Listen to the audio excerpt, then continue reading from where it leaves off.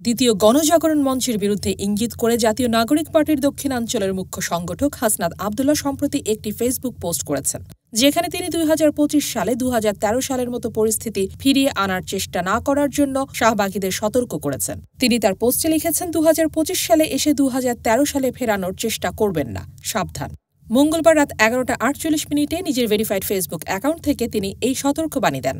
পরে ভোর রাত ৪:২৪ তিনি আরও একটি পোস্ট করেন, যেখানে শাহবাগ আন্দোলন সম্পর্কে নিজের মতামত প্রকাশ করেন। পোস্টে তিনি লেখেন, শাহবাগ একদিনে গড়ে ওঠেনি, এককভাবে কেউ শাহবাগ গড়ে তোলেনি। শাহবাগ কায়েম করতে সমর্থন দিয়েছিল তথাকথিত সুশীল সমাজ, বুদ্ধিজীবী, আমলা, সাংস্কৃতিক কর্মী, বিদেশি এজেন্ট, রাজনীতিবিদ এবং ক্রীড়াবিদরাও।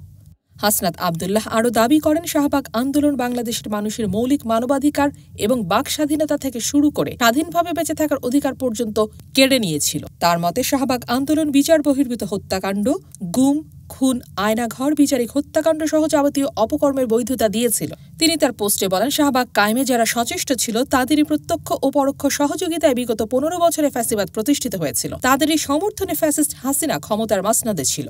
বৈষম্য বিরোধী ছাত্র আন্দোলনের সাবেক সমন্বয়ক হাসনাত আবদুল্লাহ জানান, ২৪-এর গণ অভ্যুত্থান পরবর্তী সময়ে আমরা বিগত ১৫ বছরে সংগঠিত সকল অন্যায়, অপকর্ম, গুম, খুন ও নিপীড়নের বিচার নিশ্চিত করতে চাই।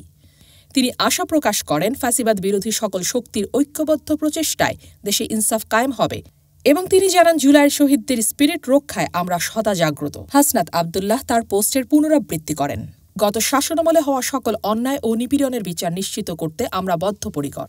এই পোস্টের মাধ্যমে তিনি রাজনৈতিক ও সামাজিক পরিস্থিতির প্রতি তার গভীর উদ্বেগ ও চিন্তা প্রকাশ করেছেন এবং দেশের ভবিষ্যতের জন্য তার পরিকল্পনার কথা জানিয়েছেন। দেশ জগৎ, ডেস্ক নিউজ।